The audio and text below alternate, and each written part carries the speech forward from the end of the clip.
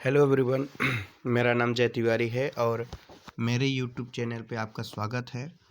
आज हम एटम के बारे में बात करेंगे। देखिए, एटम क्या होता है, इसको समझने से पहले हमको कुछ चीज़ें समझना पड़ेगा।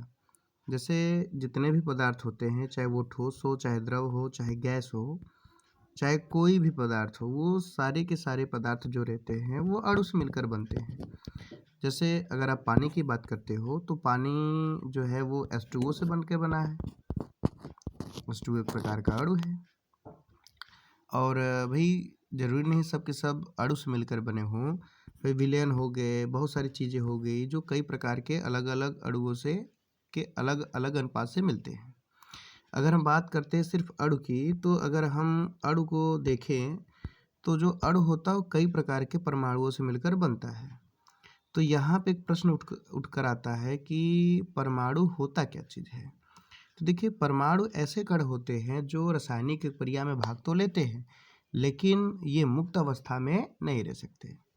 अगर हम इसके स्ट्रक्चर की बात करते हैं तो जो परमाणु होता है, स्पेशली इसके दो पार्ट होते हैं। पहला पार्ट होता है नाभिक, जिसको हम न्यूक्लियस कहते हैं, और दूसरा पार्ट होता है कक्ष, जिसको हम सेल कहते हैं।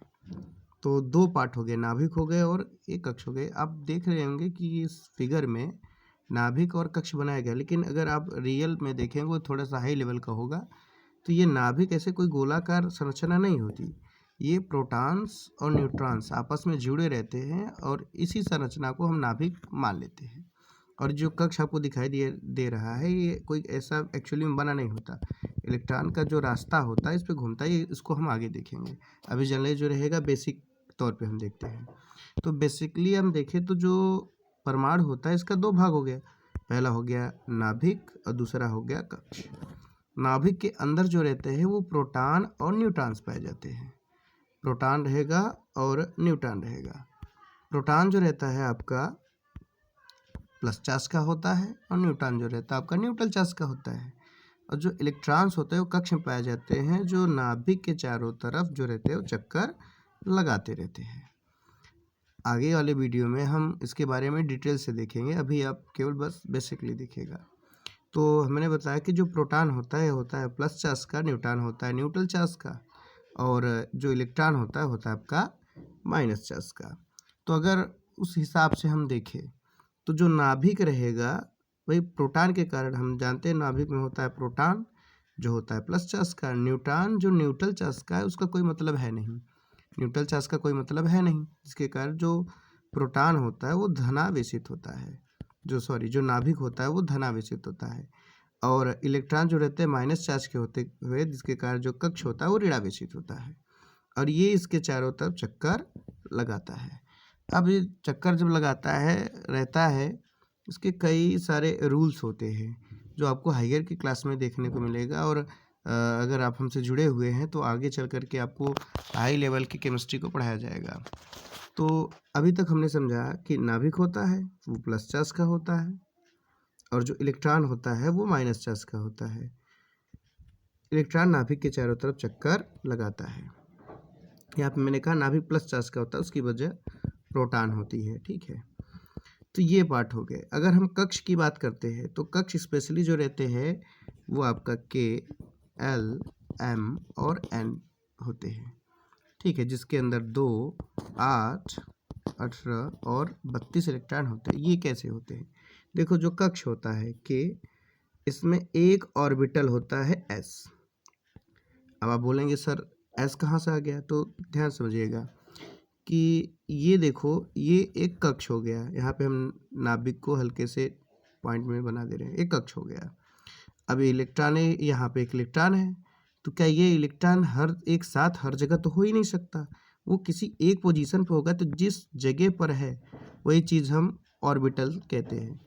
तो अगर हम देखें तो यहाँ पर होता है K में आपके S, L में होते हैं आपके S प्लस P, और M में होता है आपका S plus P plus D, और लास्ट वाले में S plus P plus D plus F, माने सभी ऑर्बिटल्स हो जाएंगे।